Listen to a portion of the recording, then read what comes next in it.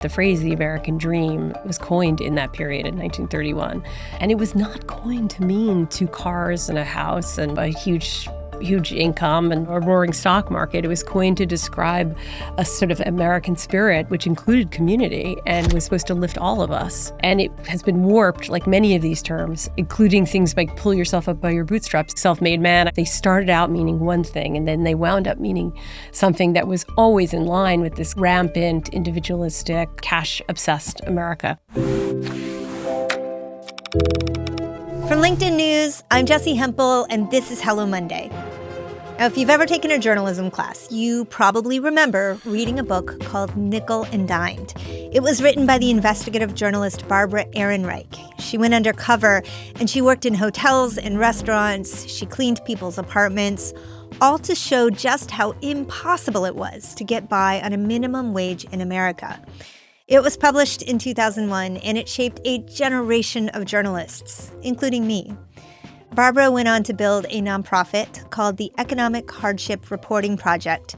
She worked closely with my guest today, Alissa Quart, who runs it. Its mission is to support journalists who are covering economic inequality. And since its founding in 2012, it's backed hundreds of independent journalists doing this work. Now, Alyssa is an incredible journalist herself. Her work addresses economics, class, caregiving, and inequality.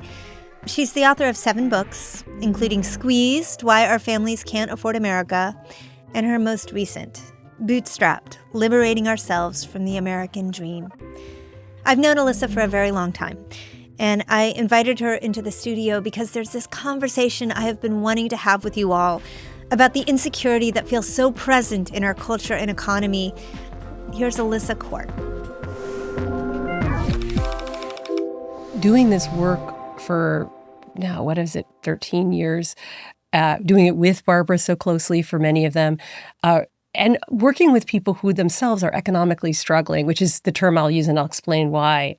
And some of them are indeed, lower income, have experienced homelessness, have experienced low wage work and, eviction. Yeah.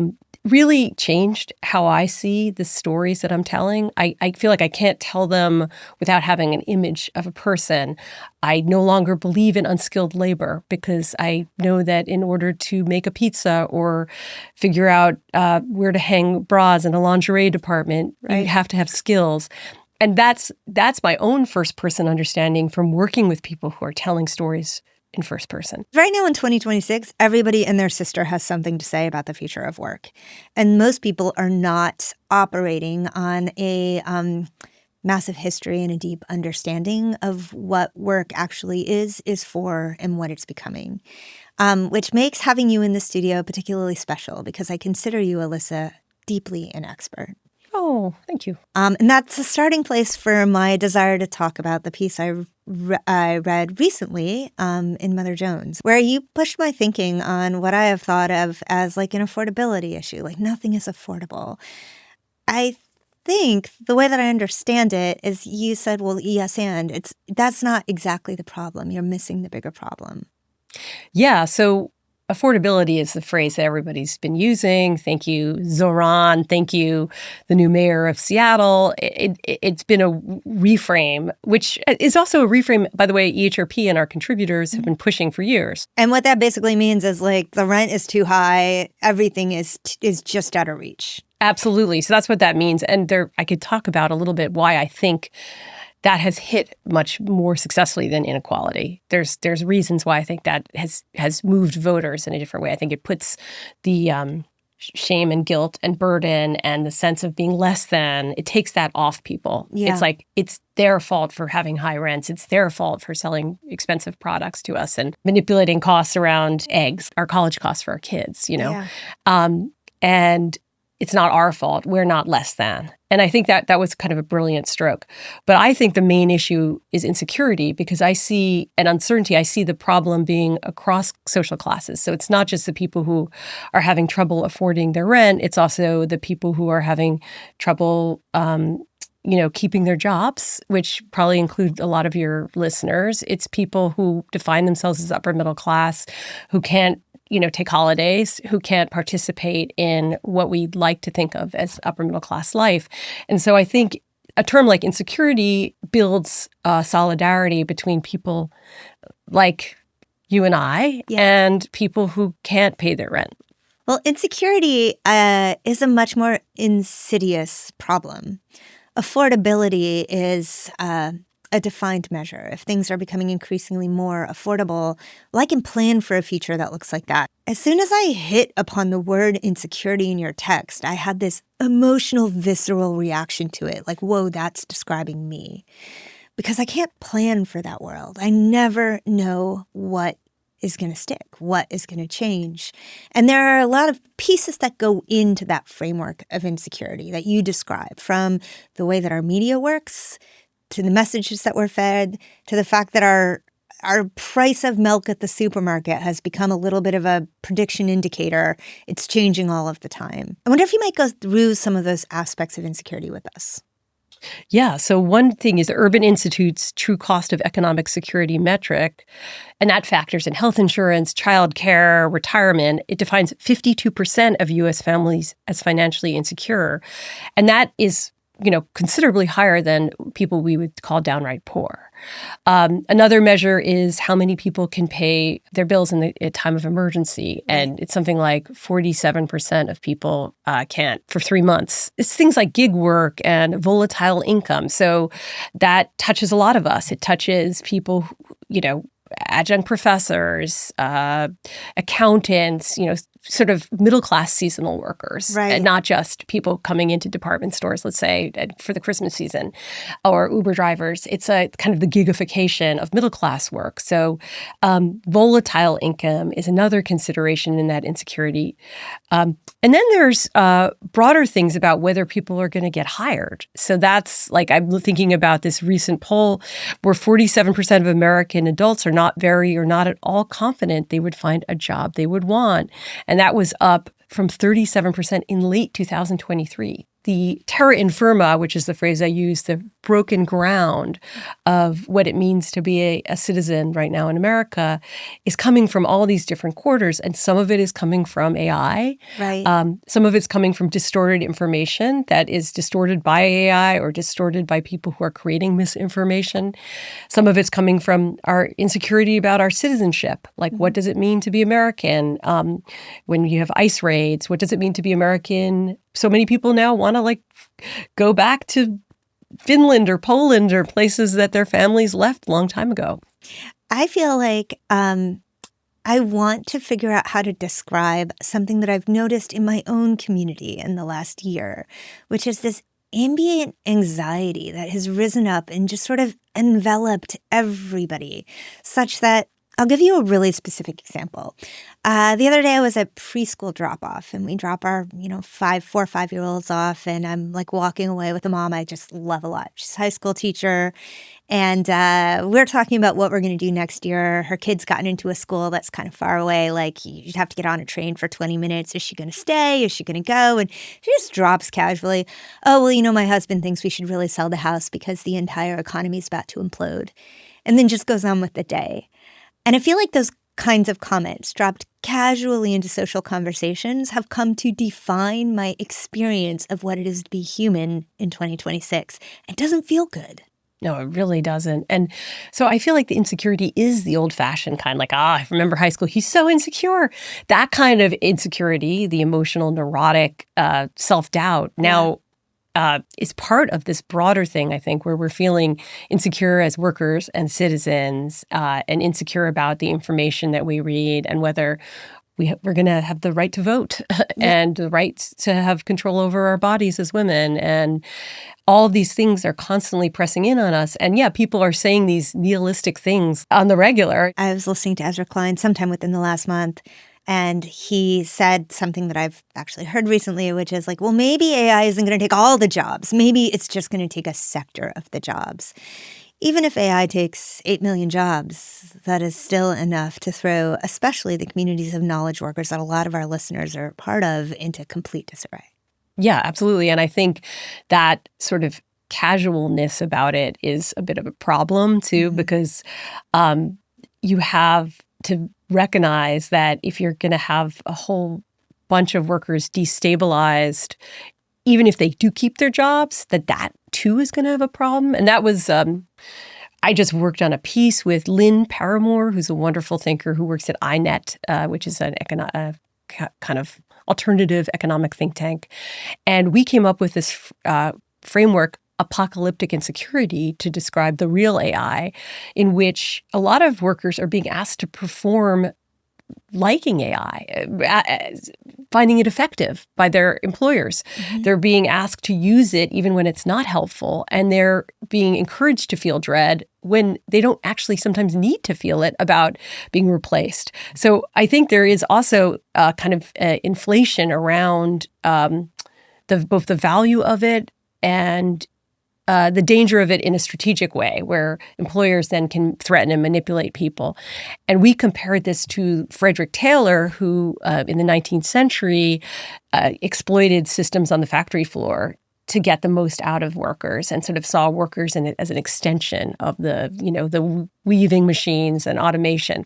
And wait, so I want to dive into this comparison a little bit. And I think we've talked about Taylorism some on the show. I've certainly explored it a bunch in the last year.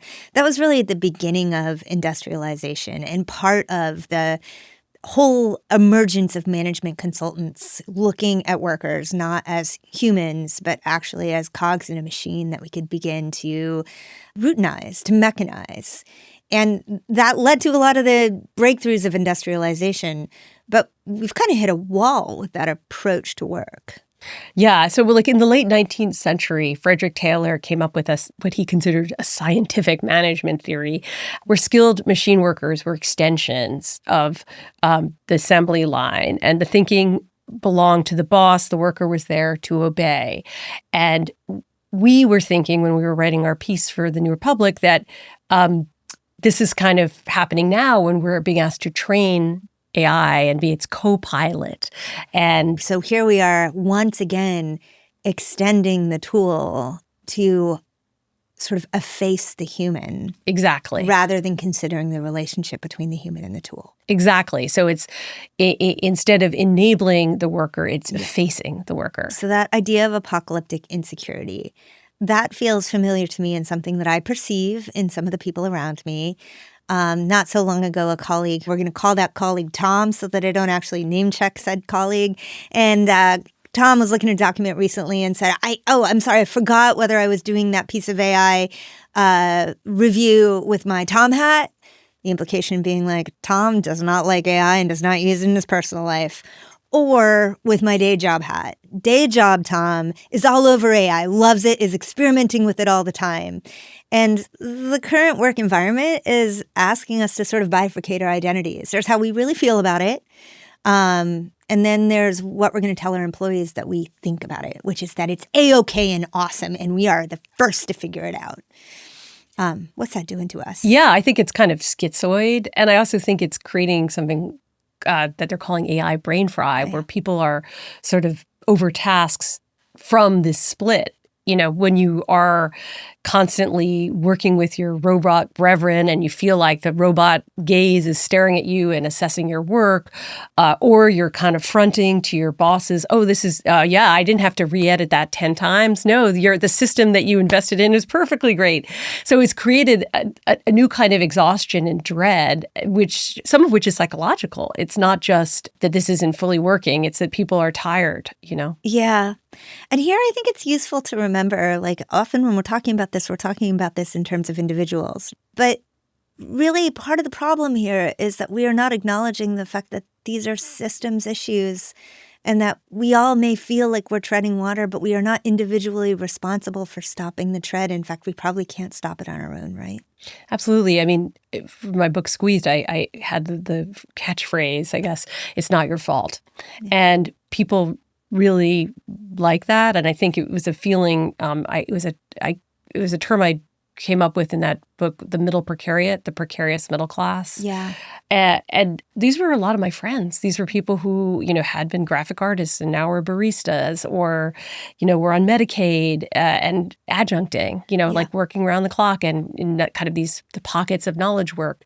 And it's not your fault. It to me was important and very true message. We're trapped by systemic forces that had not harmed our parents in the same way. My parents started out as community college professors. They were first gen, and then they became kind of middle class people that squirreled away savings. I mean, we never lived well, but they had like a little country house and all that kind of stuff. And one of the phrases that I also thought of then was people were losing the narrative of their life, because one of the things that when we think about progress in our own lives is we think of a kind of class ascension where things get better and we get savings, and an ascension between generations where, here it is. My mom had a country house. I can't afford a country house, right? Yeah. But my mom came from an immigrant background. But that is one of the markers of this kind of, insecurity and uncertainty and fragmentation that has touched so many different people. And I will also say that in your reporting, I remember it really striking me the way that you managed to point out through example that one piece of insecurity would lead to other pieces of insecurity.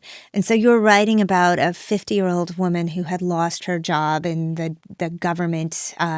She had been doged. Can we say that she's been doged? Yeah.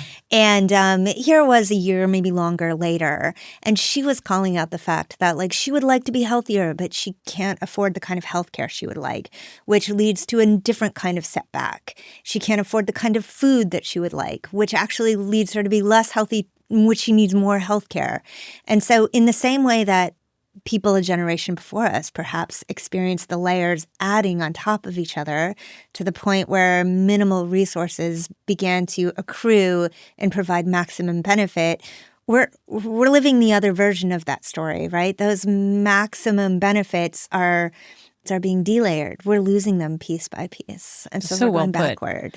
Absolutely. They're being delayered, and they're being delayered like Jenga. Like they'll be like, wait, that block's gone, this block's gone. And that's where the terra infirma comes in, because you can't even count on the way it's being delayered sometimes.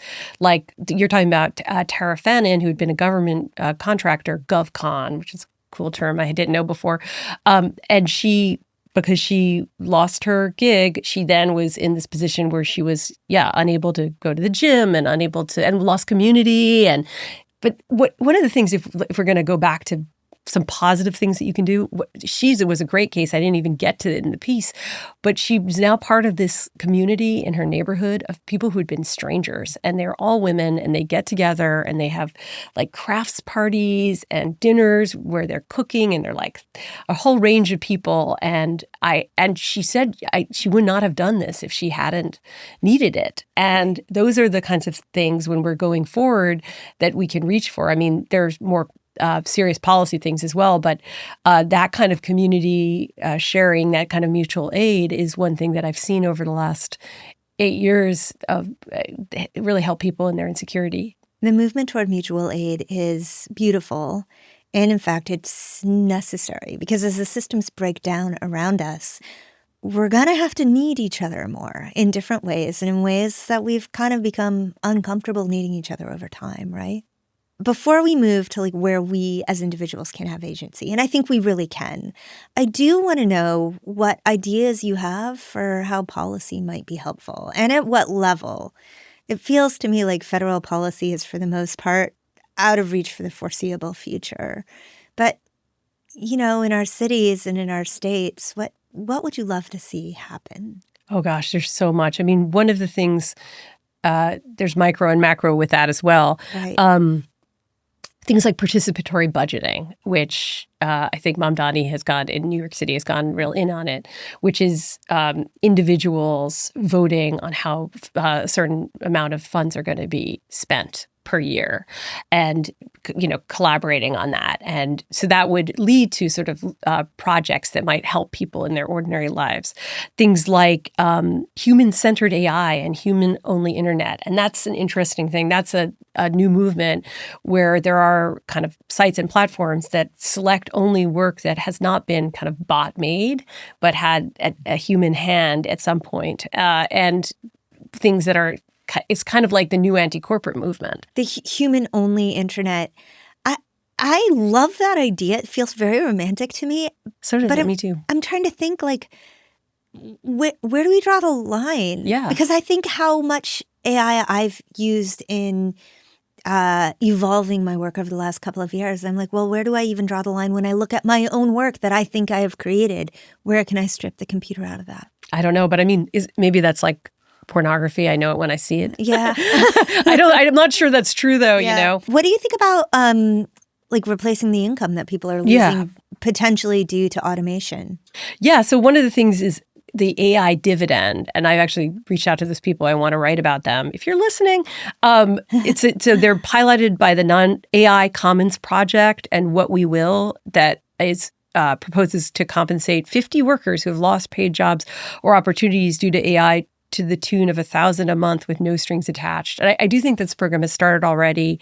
And if it works, it would be a model for a certain kind of basic income. And it's something that I actually remember discussing years ago around, childcare, to have localized AI kind of UBI kind of cash giveaways to people around things that they need that are very clear cut. It's not the entire population. It would be easier to measure how effective it would be and the outcomes. So this itself, it seems really interesting, the AI dividend. Are you a fan generally of universal basic income in its many forms? I mean, I think it's going to have to happen. I remember talking to Doug Rushkoff about this. Like, I think a lot of the big tech companies want it to because they want to have externalities that are supporting their workers in ways that they're not willing to. Right. While still reaping the profit. Yeah. Yeah. And so that to me is like not a good thing. But in a case like this, I don't know where else some of these workers are going to turn. The one challenge that I am really trying to wrap my mind around, Alyssa, I'm like, I also cannot foresee a future without universal basic income. And at the same time, I think somehow we're going to need to decouple our jobs from our work so that people continue to have a meaning-making machine in their lives that gathers momentum rather than losing momentum. And as troublesome as the delayering of the physical attributes of our economy is, the delayering of our source of meaning in our careers feels more existential and maybe more problematic. A lot of people's work really sucks.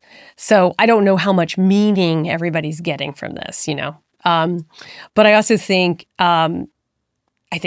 being part of the world is incredibly important. I mean, I wonder there's always limited kind of fixes like job retraining, but wouldn't it be amazing if you were giving people educational help? And, that was another thing from that article in Mother Jones. I talked to somebody who works with domestic workers in California, the union, and they were giving community college classes free to their membership.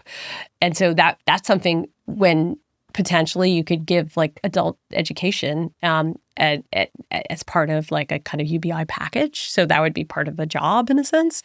And then we're thinking about broader things. I mean, when I talk to people in the security field, which is like social security, and people are advocating for this, some of them are sort of striking the notes of the New Deal, and reminding us that a lot of these programs didn't exist before the 30s. So these were human-made. These were not some essential truth. And we could return to them and support them for now, probably, as you were saying, state, through state subsidies or through nonprofits, but hopefully eventually when we have a new regime to support them again federally. I benefited myself. I mentioned this in the piece. I went on leave when my mom was sick.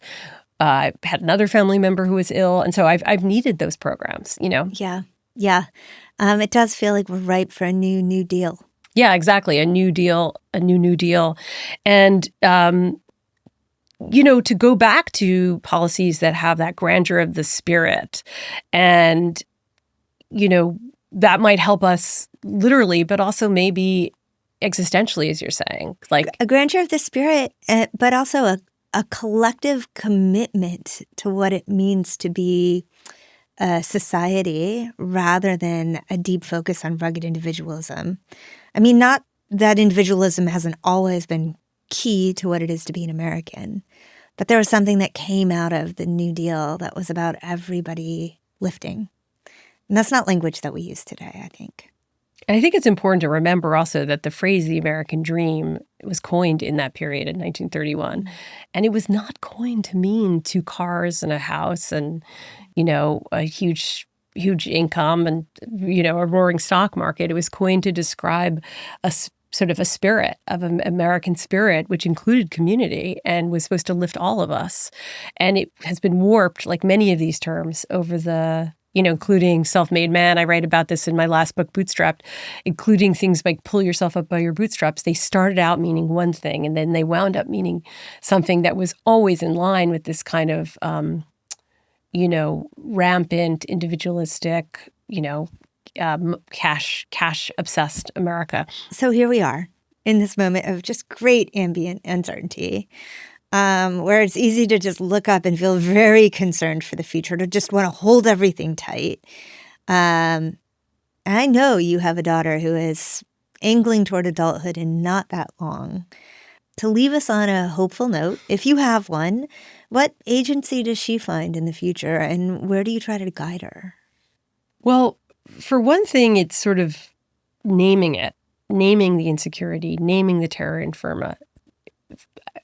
For her to understand that, for all of us to understand that. I think if we don't understand that we are living in a time of great insecurity, we do internalize it and we blame ourselves. And that can take the form of people just saying like, oh, I fucked up my life, I fucked up my career. But also it can develop intolerance for uncertainty conditions, which are actually psychological conditions like OCD, anorexia, bulimia. They're considered conditions where people cannot bear uncertainty, so they regulate it in these troubling ways. Yeah. So I think if we don't name it and recognize it as external to us, that can happen. Yeah. So that's an important part of this. I think organizing is really important. I think things like the Hollywood strikes was an example of people pushing back against AI creep. That union, the Communication Workers of America, leaned on its years of negotiating over technology to set some controlling principles for AI. And I think we could follow other creative unions in that. So doing what people have done for all of time, which is getting together collectively in common cause and uniting.